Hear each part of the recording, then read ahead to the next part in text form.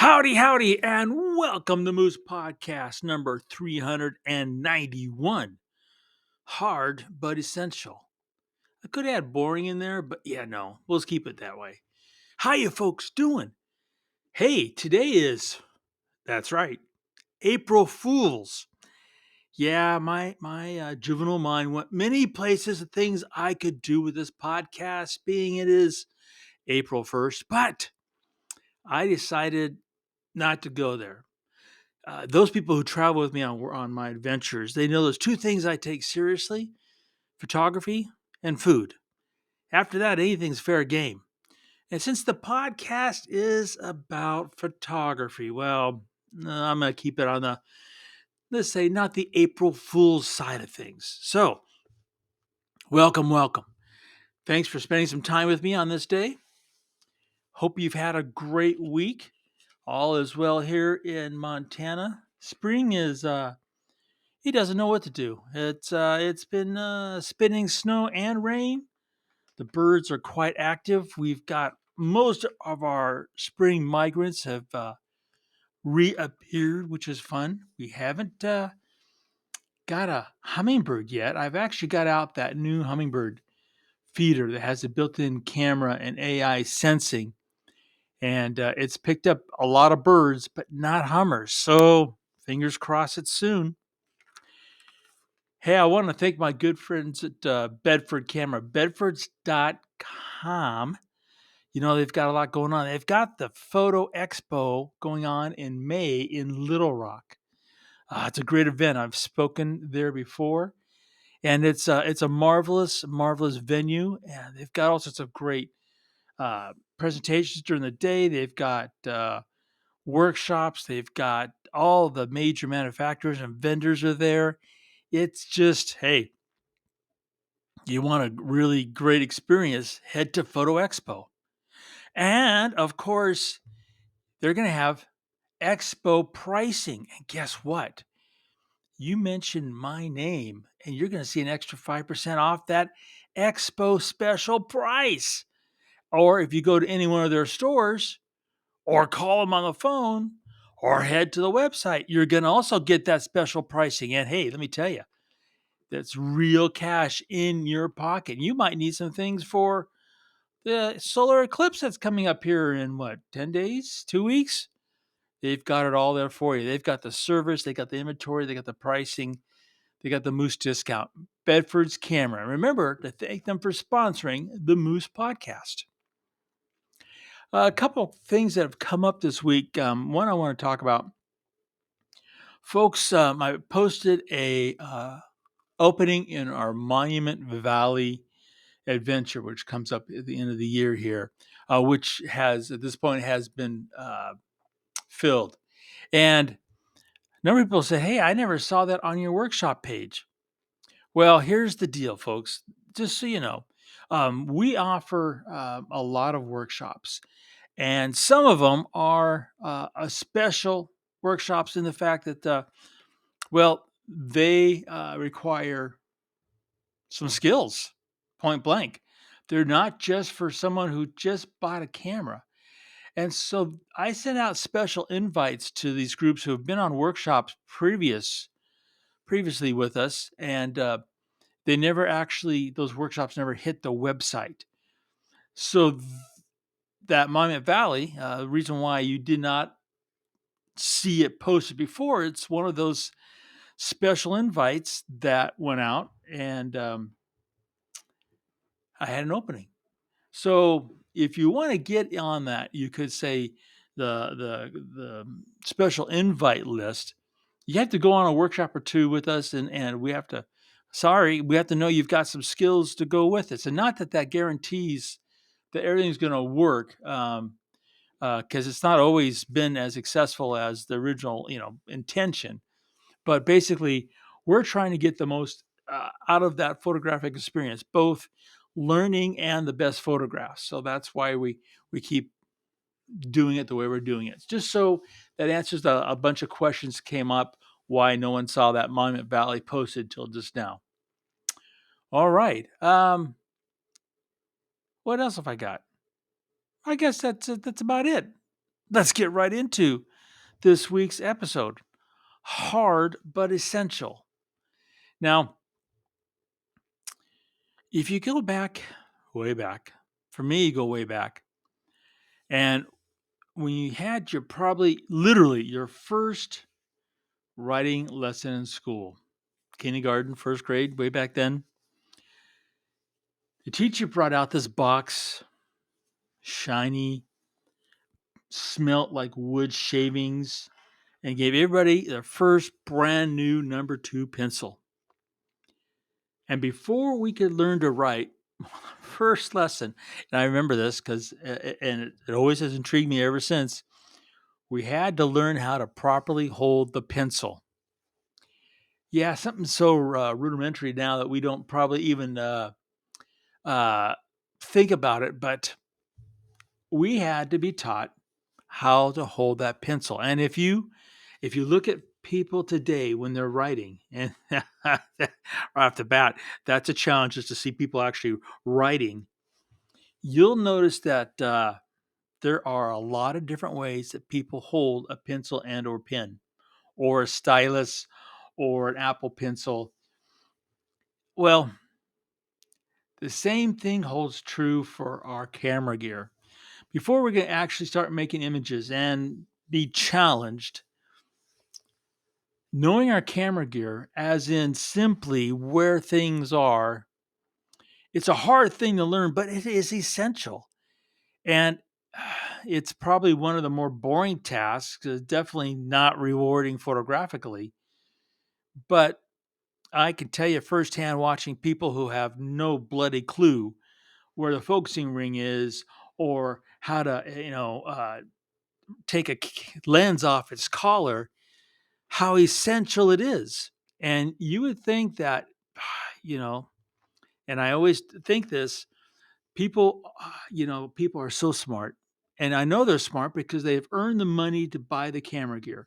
I mean, you got to give yourself credit. If you have got that expensive camera gear, you have put in your time and you have the gray matter in which to earn the money to buy that gear. So you are smart.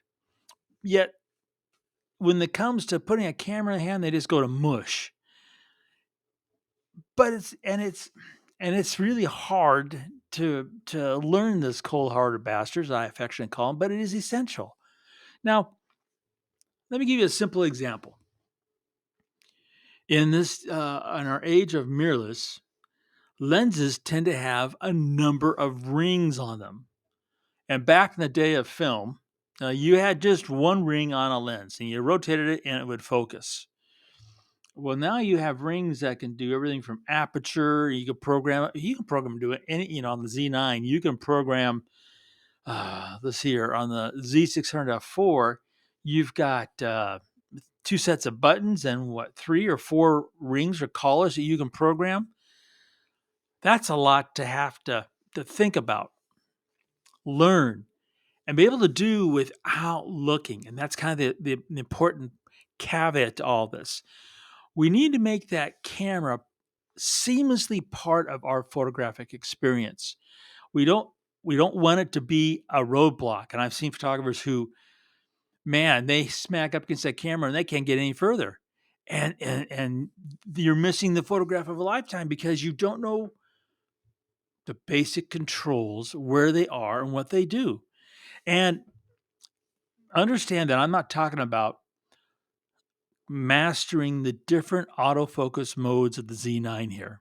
I'm not talking something really kind of that sophisticated. I'm talking about just knowing where the bloody focusing ring is on your lens. Uh, the Z400 It's got two, and one is really narrow, and it's got a star pattern to it. So texturally, you can feel a difference. And the focusing ring just has those parallel rubber ribs on it, but they're on the lens barrel. And if you want to focus, you can only turn the one, right? And you rotate it. So the first challenge that you need to learn is which direction do you rotate it to get it to focus closer, and which way do you rotate it to focus further? Now, Why would that be something you need to know? Because you're using autofocus. All right, cards on the table. Autofocus doesn't work 100% of the time. It doesn't. If you're using eye detection, it's not actually looking for an iris and a pupil and eyelids and an eye. It's looking for that circular pattern. And the most common place in which it is quote unquote fooled, okay, which it's not. It's doing its job. It doesn't have the complete brain capacity we have. So if you're lying on the beach, and this is one of the, I want to take people down to do beach panning. The first thing I always warn them is those specular highlights of the water as the waves come and go. The camera likes to grab onto them. There are these beautiful round patterns, and just like there it is, and it locks onto it, and your subject goes, and it's out of focus. So why do you need to know the focusing ring? Well, in that scenario, or let's say you're photographing hummingbirds, and those little dudes, man, they're gone, they're buzz. And the number of times I take a picture, and I swear to Pete, there was a hummingbird in that viewfinder when I went click, only to see that my picture is empty. There's nothing there. Boy, right? They're just fast as could be. And then if in the frustration of them gone, you hit the autofocus button again, it's going to go where? To find a pattern. Well, why would you need the focusing ring? Getting to the point.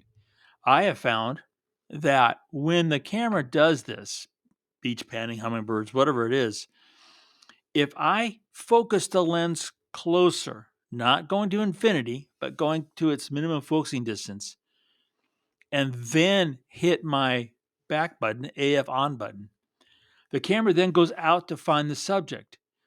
And in that process, it locks back onto the subject very quickly.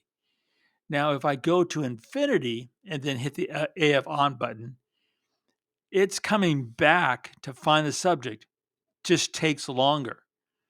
And I want to lock on faster. Well, in order to get to that minimum focusing distance, I have to know where one, that focusing collar is on the lens, and then two, which way to rotate it to get to that minimum focusing distance. And I know this sounds very elementary and just bloody obvious, but I have seen over and over and over again folks fighting, very smart people fighting with their gear for the simple, hard fact that they haven't learned the essentials of some of their basic operations. What else can I talk about? Well, you have the shutter release button. That's that big button you push that makes the camera make all those pictures. Well, depending on your camera body, talking about the Z8 or Z9, for example, right now, Z6 II, even the Z30, Z50. Next to and between the shutter release button and yourself when the camera's up to your eye, there are three other little buttons. You've got one for ISO, you have one for exposure compensation, you have one that starts and stops the video. And with the Z9, Z8 and stuff, you can program those buttons to do other things other than ISO, exposure comp, start or stop video recording. I watch people and they're trying to dial in exposure compensation, and then all of a sudden they hit their ISO, and then their ISO goes bonkers, and then they come back and they change their exposure compensation. And in the process, they hit their sub command dial in the front, and they have that program, so maybe their aperture changes. And if you're shooting flash, well, you just lost it. Let alone trying to keep the subject in the viewfinder. There's a bunch of buttons. Another really essential button as far as I'm concerned, to make that camera body an essential part of you, the photographer. And then we're talking about you here. You have to be the one that's driving this boat, okay? There's the italicized I button. I as in me, the photographer, and those things that I need really fast. Now, all my settings for these cameras are on the website. updated just whatever, a week, 2 weeks ago when the Z8 got its new firmware. So they're all there. And I'm not really talking about perfecting settings. We've done podcasts on settings. I'm talking about just getting to know your camera and where these things are. I mean, it's the number of times I've seen people holding their camera and things don't work and they get all frustrated. And I have to say, well, you have your vertical firing button turned on. And since you're touching that with the palm of your hand, the other things aren't working. So you either learn to keep your hand off that button or you lock the button so it doesn't mess everything up. And you know what I'm talking about. It's happened to me. It's happened to you. It's happened to our friends. You're in the heat of battle. You're shooting like crazy, and something goes kablooey, and your mind just goes, ah, rather than stepping back and solving the problems. And the only way you can do that is muscle memory. And it's hard, but it's essential. You have to learn that camera. And yes, after all these parables, and I have so many more, I've seen it all. And it boggles my mind because sometimes people are just bloody stubborn. I've spent my $6,000. Why do I need to learn? Right? $6,000 spent. It should do it for me. No. How do you do this? I'm not making this up. It's what I do. I have witnesses.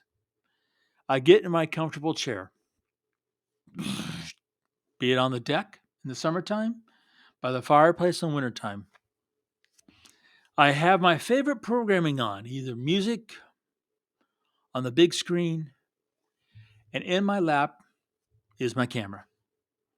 And all I'm doing is holding it, and without looking, I'm manipulating it, and I'll say in my head, I want to be at F8. And I'll click that sub command dial, the number of clicks to get there with the lens I have on. Then I look. I go, yep, I got it. I want in exposure compensation. I want this. I want that. I want to minimum focus. And I do it and I find it and rotate it without looking at the camera about it. Yeah, I just enjoy the entertainment that's in front of me. And I do it over and over again. Now, I understand that being someone who makes their finances with that camera, it makes sense to do this all over time. So I can talk to my client, have that camera ready to go, get it to my eye, get the shot, PDQ, capture that moment. But here's the thing. You folks, you work hard. You work hard 9 to 5, 40, 60 hours a week, and then your recreation is that photography. And it's not very recreational when you're frustrated, you're not getting the shots, and then and that night you go back, you mumble that you missed the pictures. You went on this great trip, you went all this distance, and you come back with nothing. But let's be honest, it's on you. If even if you don't make a living your camera, you still have to know this hard but essential thing, and that's how that camera has its controls laid out, and how you want those controls to bring your ideas to that click. You've got to make the time. It doesn't take hours every day. You'd be surprised if you just did it a couple minutes every night for a month. That camera, you would know you would know how to unlock the collar on the flash to take it off the camera. You would know that the collar can rotate. You know the collar can come off. The foot can come off. You can replace it. You know where that focusing ring is. You know that that other ring you have programmed on there. For example, myself, the Z600F4 TC, the very last rotatable collar before you get to the big bell on the lens, it doesn't do a 360. It does this little click stop. I programmed that to turn on the DX crop, turn it on and off. Is that very last ding ding? And when I first thought, hey, this would be a quick and easy way of doing it, I had to program the little brain I have to remember to do it. And how did I do that? Put the thing in my lap and just practice. It's called muscle memory for a reason. And this is all we're talking about is taking some time with our best friend, getting to know them better So when we want them to perform, they'll perform. When they give us advice, we know we can trust it or not.